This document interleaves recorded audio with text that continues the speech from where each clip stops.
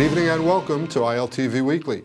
Joining me today are Dani Ayalon, who is the former Israeli ambassador to the U.S. and also former deputy foreign minister, and Dr. Einat Wilf, a former member of Knesset. This evening we'll have a look at the proposal to annex Ma'ale Adumim as the first step of the annexation of other Jewish communities in Judea and Samaria, otherwise known as the West Bank. But we will open with a questioning under caution of Prime Minister Benjamin Netanyahu in a criminal investigation for breach of trust by allegedly accepting gifts from wealthy businessmen.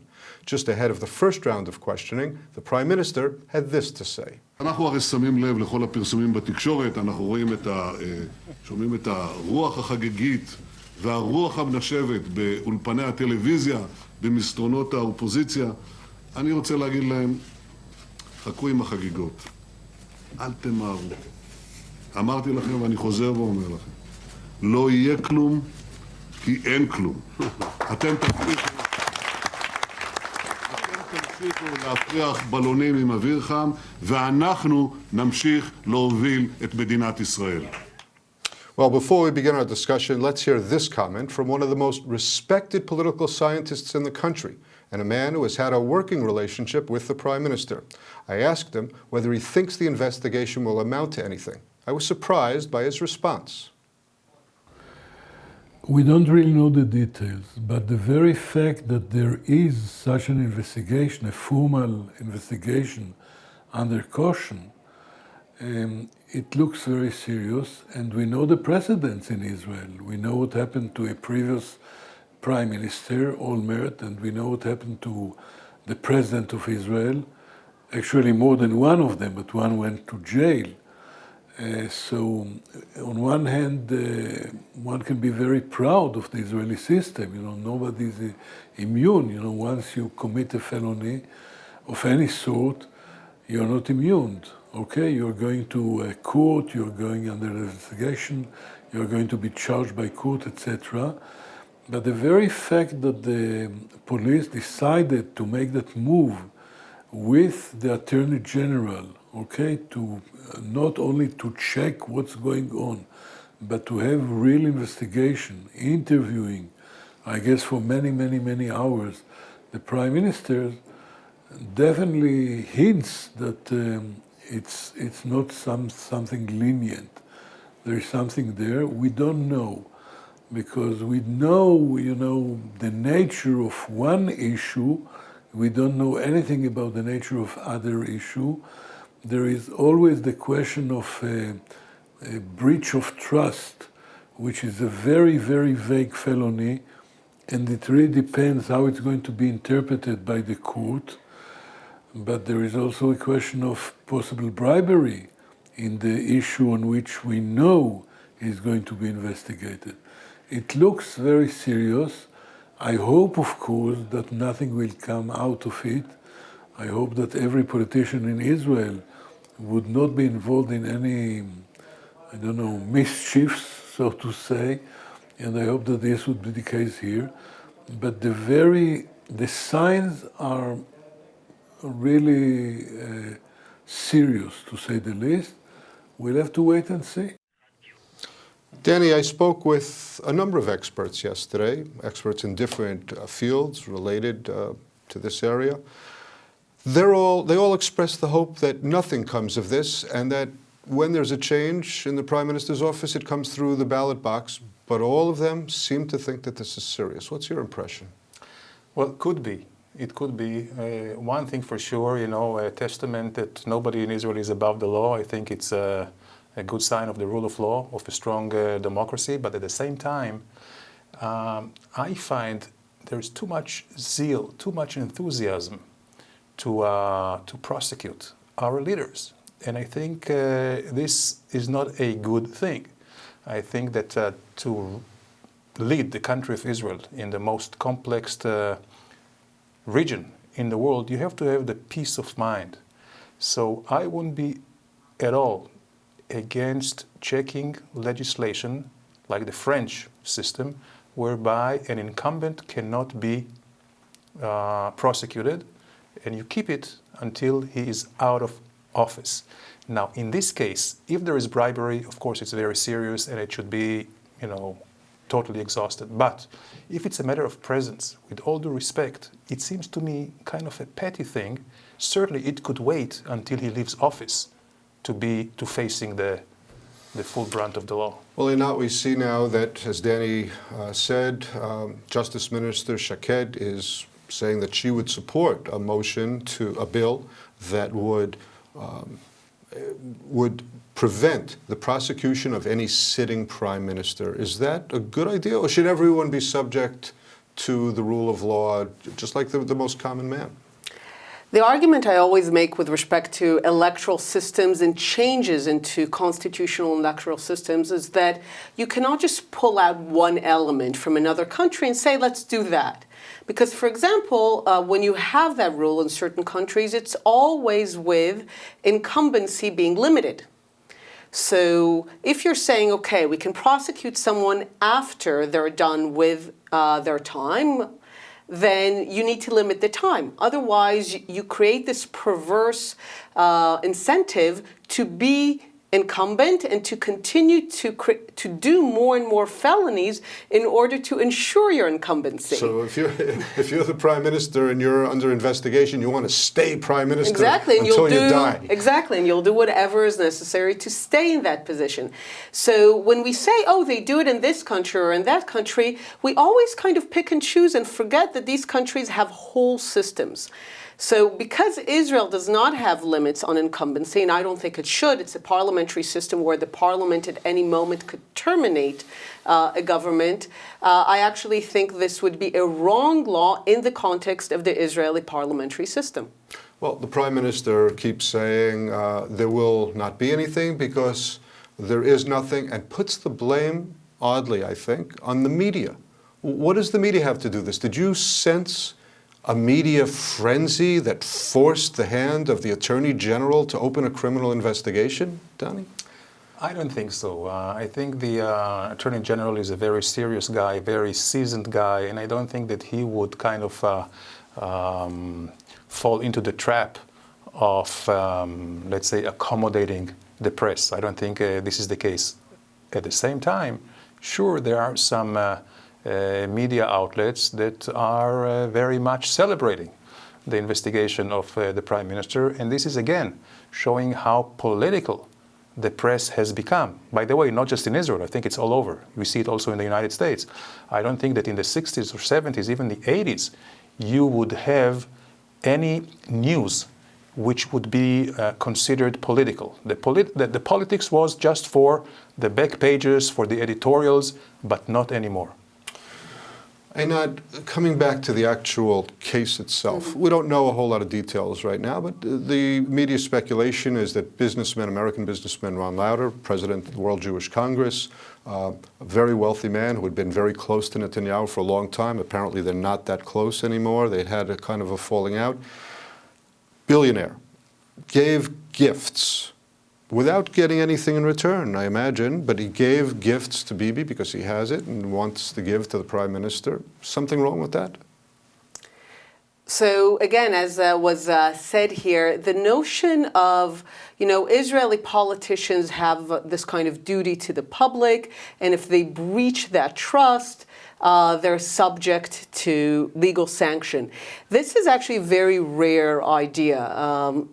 According to the Israeli law, probably all American politicians, Congress people, all of them would be under breach of trust. A lot of other political systems regulate things that in Israel are actually considered corrupt. The handing of certain favors in exchange for donations or things of the sort. In Israel, it's a very wide idea and has been used by the courts to interpret when they think there is a breach of trust. Probably the Prime Minister, if he does not dispute having received those gifts, might argue that he gave nothing in return and therefore did not breach the trust of the Israeli public. The problem, of course, in all these issues, in all these relationships, is as a rule, they're not healthy. All around the world, the access that wealthy people have to politicians distorts the political system, distorts decision making. Even if you cannot show one-to-one how this relationship distorted that particular decision, the fact that generally we have more and more democratic political systems where you have superior access to those with wealth is something that is generally unhealthy. The Prime Minister is not forced to resign from office because he's under criminal investigation. If he were indicted, I think there would be very serious pressure and strong recommendations from all around him that he has to resign. Do you think that it impedes his functioning as Prime Minister when he's under criminal investigation? Will the Prime Minister, by the nature of things, be having to spend a lot of his time focusing on defending himself? Absolutely. First of all, it would be inhuman if it did not affect his feelings and also his action, because he knows he's under the scrutiny of the press, of the legal system, under really a magnifying glasses, which would inhibit him to take decisions. Lest people would think that he has an ulterior motive. So he would actually take himself out of making some strong decisions, whether it's purchasing of a strategic weapon system or anything else, which is a regulation in the local markets. That is very, very damaging. Well, speaking for all of us, I hope that we do change the Prime Minister when we do, in the ballot box, and not through yet another trial and a forced resignation. Well, turning now to the proposal by Cabinet Minister Naftali Bennett regarding the annexation of Ma'ale Adumim. Jerusalem Post editor-in-chief Yaakov Katz received an off-the-record briefing from Bennett shortly before I asked Katz what he thinks is behind the move. I think that Bennett identifies a unique opportunity, a convergence of sorts, where we have on the one hand the continued unrest and instability in the Middle East. On the other hand, you have the weakening of Western Europe, which has traditionally been a big adversary diplomatically for Israel. And combined with that is the new Trump administration that's taking office on January 20th. All put together create an opportunity for Israel to some extent, press the reset button on what it wants vis-a-vis the Palestinian issue. Now we're waiting to see, right? Prime Minister Netanyahu has said on the one hand, just in the last month, I want a two-state solution. He said that to 60 Minutes. And then a week later, he said no one has built in the settlements more than I have. So we don't yet know exactly what Prime Minister Netanyahu wants. Minister Bennett has been very clear, is that now he wants to use this convergence as an opportunity to say the two-state solution is dead, Palestinian state is dead, it's time to do something different, and he's laid out a plan of what to do that includes annexing territory, and for his part, starting with Ma'ale Adumim. Danny, is this a clever political maneuver by Minister Bennett taking advantage of the apparent friendly incoming Trump administration on the one hand, or is it an attempt to outflank Bibi and the Likud from the right, or both? Right. Well, there are two facets, of course, the international one, the geopolitics, and of course the local politics. I think it was Kissinger who said Israel has no foreign policy, only local, domestic policy. But here, I would say the analysis of Mr. Bennett is very right. I mean, the conversions about the weakness of Europe, about the weakness of the Arab bloc, and of course with Trump maybe coming into power. But the conclusion, I'm afraid, is a little bit short-sighted, because no one will understand it. It will also undermine Israel's long-standing position that negotiation should be without preconditions, direct negotiation without preconditions. So if we do that, it will be perceived as unilateral. Now, there is no doubt in my mind that from all aspects, we should annex the Ma'ale Adumim. Area E, which actually connects Jerusalem to Ma'ale Adumim, is strategically important. However, we should do it in a wise way, wait for Trump, talk to him. If you get his consent, everything is possible.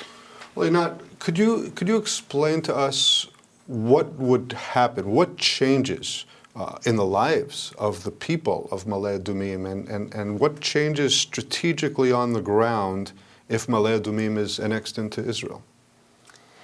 Officially, nothing changes because the people who live there are already considered citizens of Israel and are subject to Israeli law.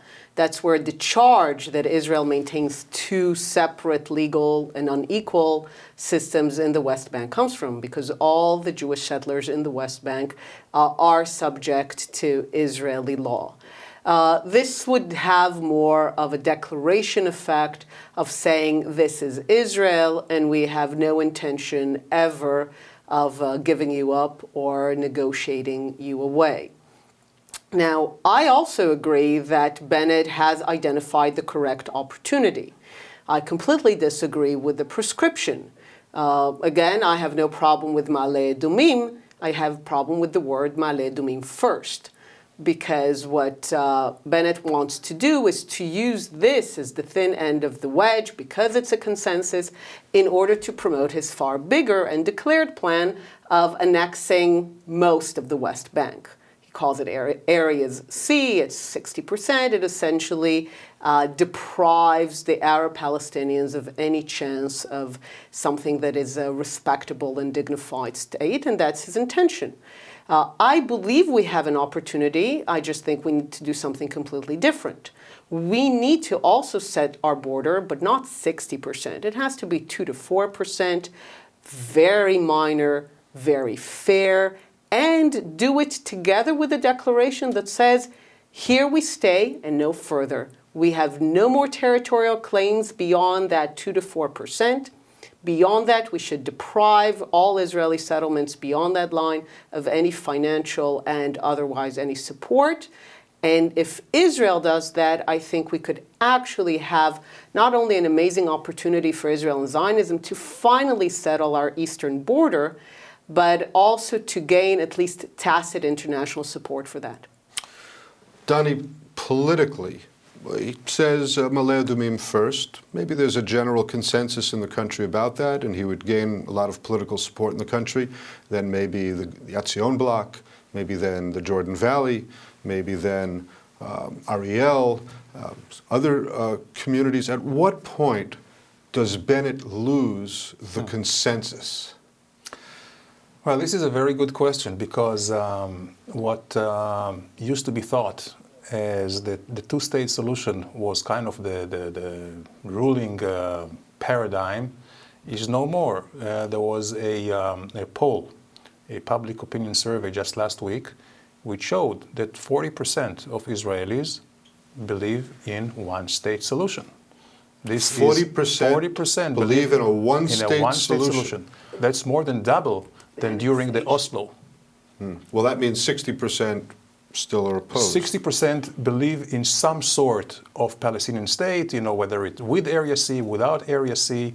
But I'm afraid that any decisive, really far-reaching unilateral step would also mean tearing apart the Israeli people here, the Israeli political system, and I don't think that would be very healthy.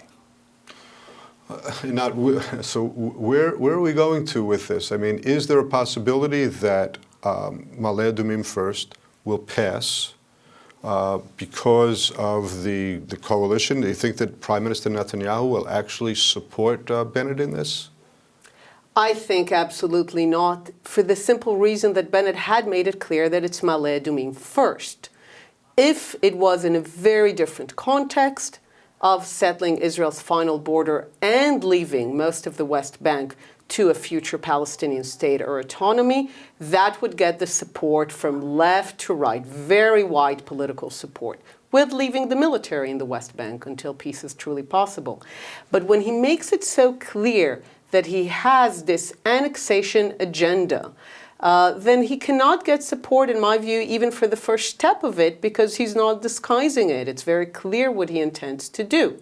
I actually think that anyone who would come in with a different program, what I call yes to occupation, no to settlements, which leaves the Israeli military in the West Bank, but limits the settlements and annexes them only in 2 to 4% of the West Bank, that is the person who would finally be able to build political support from the left all the way to the security right, even perhaps including the settlers who would be annexed to Israel, and show a real alternative to the messianic religious visions that motivate people like Bennett. Danny, what kind of diplomatic fallout are we likely? Well, we don't know what's going to come out from the United States. Maybe they'll actually be supportive. Maybe Mike Pence will go out to the ceremony welcoming Ma'ale Adumim first into Israel in the annexation. But diplomatically, there's still the world out there. There's still the Security Council. There's still the EU. There's still a lot of people out there. What kind of fallout are you expecting? Well, that depends. I would say if the U.S. is with us, and we will know it after January 20th, then it's certainly doable. Because then we can withstand whether it's opposition, even sanctions from Europe and other regions. I don't think that China or any country in the East would really mind. Maybe there will be some condemnations, but not any action on the ground. But if there is no consent from the United States, there is no way we can do it and survive politically, diplomatically, or even economically. All right, well, that's all the time we have for this edition of Israel Weekly. Thanks so much to Dr. Einat Wilf and Dani Ayalon for being with us this evening. Until next week, thanks for being with us, and shalom from Israel.